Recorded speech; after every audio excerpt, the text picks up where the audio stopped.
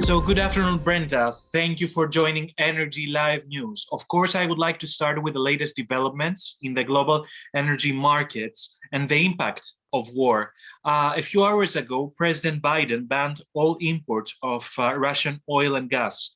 Earlier, the UK government said it will phase out Russian oil imports by end of 2022. We every day hear about financial and economic sanctions imposed on Russian oil and gas. Do you believe that Vladimir Putin has pushed the world into an even bigger energy crisis? Well, it's good that you ask an even bigger energy crisis, because let's recall that on the eve of the Russian invasion to Ukraine, the global oil price was $100 a barrel. Gas prices, natural gas prices in Europe were at an unprecedented rate, which was already causing some factories to close and in different parts of Europe and some in the UK. Right, so we had a severe energy crisis even before the Russian invasion. The Russian invasion, the Russian barrels that have some of them that have been removed due to the war, due to the situation in the Black Sea, and some due to sanctions, of course, exacerbated the situation to a more extreme situation. Does this crisis also underline the need for governments to be honest with their people about energy security and the restoration of their energy production? Right. So if you look at the response to European officials and even more clearly American officials, the answer is just we just need to do more renewables, and that really isn't an answer on a number of levels. First, you could throw $1 trillion right now at renewables and it wouldn't give any of the answers, any of the energy intensity, the energy dimensions that we need to support big industrialized economies. You just don't have the technology available. And even in a matter of years, it really couldn't. Current renewables really couldn't solve the problem. The major source of the largest source of renewable energy in the world today is hydroelectricity, and most of the juiciest, best hydro spots we're already doing in the world. So there's not a huge potential to scale up hydro. Solar and wind, a number of problems, including, again, land usage. We would have to really wipe out all our open spaces in order to provide the energy needs for modern economies. And something that, of course, our politicians, and especially in the US, never tell you, that today's renewables work on a baseload fuel of mainly natural gas, some places nuclear, meaning that you can't produce electricity with it, on, off, with the volatility of wind and solar. So when you use renewable energy, it goes hand in hand with natural gas. It isn't fossil fuels or renewables, but today's renewables go hand in hand with fossil fuels. So, I think our politicians aren't, being straight with us about that. And I think in some cases, if you look at it, there was a huge demand drop for fossil fuels, during the lockdowns, and crash of prices. And I remember hearing sort of the renewable community saying, oh, see, this shows we don't need fossil fuels, right? And now today, when fossil fuels are in huge demand and prices are very high, again, well, we should get off of fossil fuels, right? It's almost as if people enjoy these crises because somehow it's going to push us more to renewable energy. But it probably at some point, will, of course, we will have a renewable future, but it probably won't be this current generation of renewables that really can't deliver the goods on a large scale. It is obvious that the current energy markets are already stressed. Gas prices continue to soar, putting more pressure here in the UK to suppliers and customers. Can you see any light coming from the end of this tunnel? Or do you think that it is not the right time yet? There are some indications that maybe Russia and Ukraine are going towards a ceasefire. And if this was a sincere ceasefire, people weren't being shot at, while it's taking place, and there was an assessment in the world that this is sort of the crisis has peaked, I could see the markets, reacting to this. Of course, OPEC probably could add very quickly another million and a half barrels of oil a day. But Saudi Arabia and other OPEC members have been very clear that they're not going to give Biden a lifeline. They're not going to care about the energy security of the US if the Biden administration doesn't care about their physical security, and are close to closing a deal with Iran. And even sort of they're courting, them openly saying, representatives of the administration, that they want to see Iranian oil back to the market. So they're not going to, they're not going to help when they feel there's no, interest in their market, their needs. If you look at the last OPEC meeting, it lasted 13 minutes. Sort of in this kind of crisis situation, they didn't even consider, upping production and get so a lot of geopolitics is connected to this. Yeah. So I think if there was a authentic, either OPEC.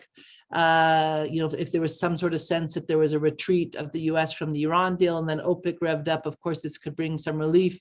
If there was a serious ceasefire, and if there was a very sincere gesture from the White House towards American producers, if they felt that, well, sure, that wouldn't bring immediate barrels to market, but just in terms of future contracts, future developments, it'd probably add some ways, calm some of the nerves in the market. Do you feel that it is an easy task for governments on the one side to secure their own energy supply in this very pressing environment and decarbonize their energy system on the other side? Well, I mean, first thing, energy is the largest traded good, so like anything you want to do, any type of policy, economic, social, environmental, climate, national security, you got to get the energy piece right. Look at now when we're getting it wrong, and we see what the world economy looks like, what security looks like, what the environment, climate, right? So we got to get this piece right. So for instance, you can't have healthy economies, you can't have economic growth if you don't have affordable energy that can feed that economic growth. We have even a dilemma. You mentioned carbon, but you didn't mention the environment, right? So most of the low carbon or non-carbon energy sources in use today, such as hydropower, such as solar, such as wind, they might be low carbon, but they're actually not very green. They're pretty bad for the environment. I don't think I don't think you and your friends want to walk around on a lake with a hydro plant or with a wind towers. And so we have a dilemma between, green versus clean, right? So there's also impact. And then also on the, national security level, look right now, the US administration sort of courting Caracas and Tehran, but not willing to court Houston because, they've made a commitment to not develop fossil fuels in the United States. So you have to get the energy piece right if you want to do anything in policy. Can you see similarities of the current situation with the 1973 oil crisis? Yeah, unfortunately, I would say, I think this is even more severe. If you look at the first thing in the case of the Arab oil boycott, 1973, the first part of the 70s crisis, it was very different because oil didn't come off the market, but it was just not supplied to the US, Netherlands, and Israel. So it's, let's say the trade patterns changed, but the background to it was very similar in that the oil market was very tight going into the 1973, 1974 oil crisis. And so that allowed just the fears of a boycott to really increase the price, right? So it's very similar. We entered this crisis, Ukraine-Russia crisis, with a very tight oil market. Oil was already $100 a barrel. So we created the conditions, for the loss of Russian oil or the disruptions to be, even bigger than before. The second part of the 1970s crisis was the loss of Iranian oil with the fall of the Shah regime. And still, even though this was very traumatic to the market, this is, not nearly the percentage of barrels as taking off, Russian oil from the market. So we're potentially even in a more serious position than the 1970s oil crisis. Do you feel that the impacts of today's war will still be felt by the energy markets, by the international energy markets in the years to come?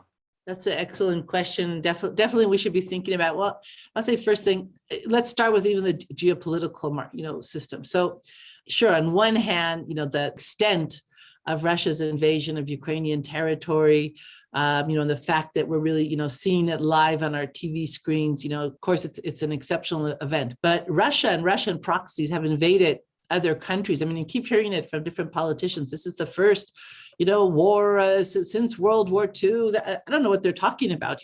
Just in the case of Russia, you had at the Soviet breakup, invasion into Moldova, taking a chunk, taking Transnistria. You had occupying two regions of Georgia, South Ossetia and Abkhazia. You had Russia's proxy, Armenia, invading Azerbaijan, kicking 1 million people out of their home, refugees.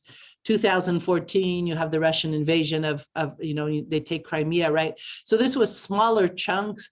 Maybe they were able to get a better narrative out that somehow that these were independence movements, but really we all knew the truth, right? That these were occupations. The Armenia occupied Azerbaijan. And even 2 years ago when Azerbaijan built its army up and pushed the Armenian occupation away, not much support for this in Europe or in the United States, right? So in a way, we've allowed all these different incursions, occupations. So this is bigger scale, but still, it's not the first time that this has taken place. So I'm not sure, what kind of lessons we will learn. I mean, I wouldn't be surprised. Maybe I'm going to pay for this comment, but I wouldn't be surprised if a year from now Nord Stream 2 is functional. To be honest, Germans were saying, well, this was suspended. So let's see. Once there's a ceasefire and people aren't dying, and and if the Russian troops go home, who knows? We'll probably be back to where we were. But hopefully, there's a lot of gas waiting in the margins of Europe. There's the whole second stage of the Caspian gas from Azerbaijan. You have all the infrastructure of the Southern Gas Corridor. Basically, you just have to say, yes, we want more gas, invest. They produce, send it on an existing pipeline. You have East Med reserves. You have, if they have Iran deal, they're probably thinking about Iranian gas as well.